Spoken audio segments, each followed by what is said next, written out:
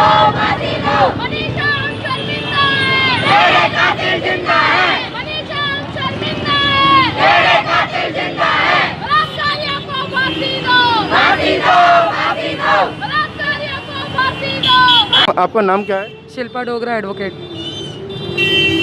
और जिस तरीके से ये घटना हुई है उसके बारे में आपका क्या? सर, ये जो घटना हुई है ये बहुत ही असामान्यजनक स्थिति में हुई है। उस बच्ची के साथ जो हुआ है वो किसी भी बच्ची के साथ नहीं होना चाहिए।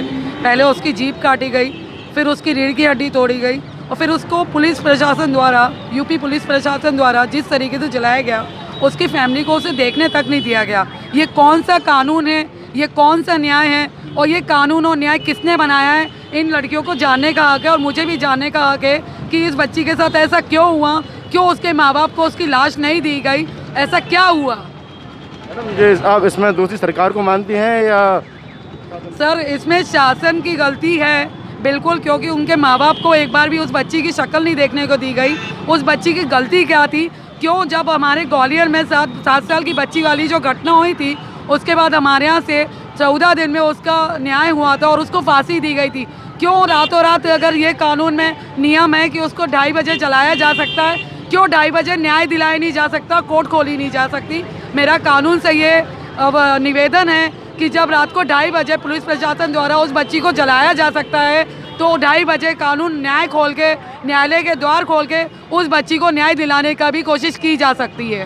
प्रकार से पुलिस प्रशासन या मीडिया के माध्यम से पता चलता है कि यहाँ पर इस बच्ची के साथ एक घटना हो गई, तो कभी ऐसा मामला क्यों नहीं आता है कि इस घटना को रोक दिया गया पुलिस ने?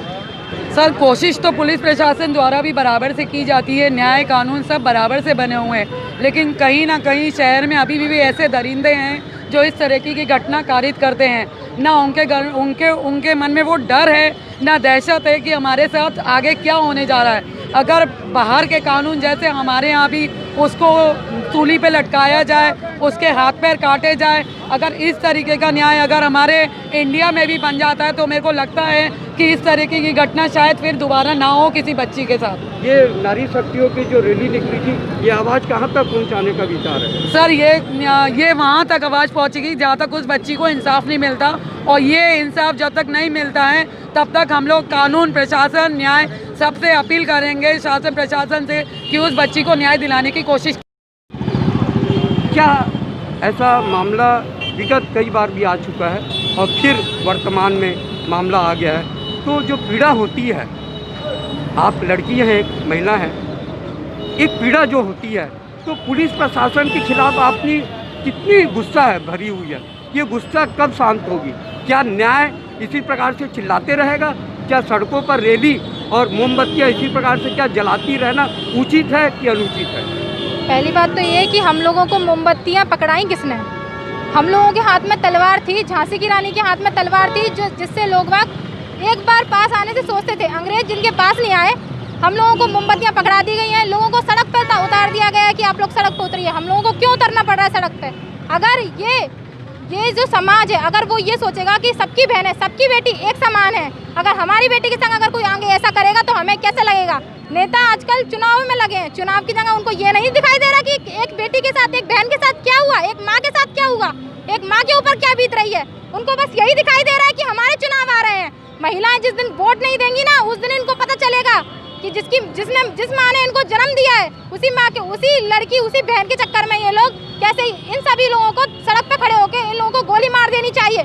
14 दिन के बाद अभी भी किसी को न्याय नहीं मिलता। अगर देखा जाए तो उस इंसान को, जब भी इंसान को पकड़ा गया था तभी उनको गोली से मार के उनकी हत्या कर देनी चाहिए, या फिर चौराहे पे खड़े होकर उनको फांसी दे देनी चाहिए थी। इनको पुलिस में जेल में बंद करके क्या फायदा हो रहा है? सोचते हैं लोग कि 4 दिन जेल के अंदर बंद रहेंगे, निकल आएंगे बाहर, इसलिए इन लोगों की हिम्मत बढ़ती है। जब तक सरकार ऐसा ही करती रहेगी, इन लोगों की हिम्मत बढ़ती रहेगी। ये लोग अपनी माँ, बेटी, बहन को कुछ नहीं समझेंगे और दूसरों की माँ बेटियों को ऐसे ही नोचते रहेंगे। क्या चाय में पढ़ रही हैं आप? BA 3rd year, last year. क्या नाम है आपका? अंजलि गौतम, जैसी मिल गर्ल्स कॉलेज।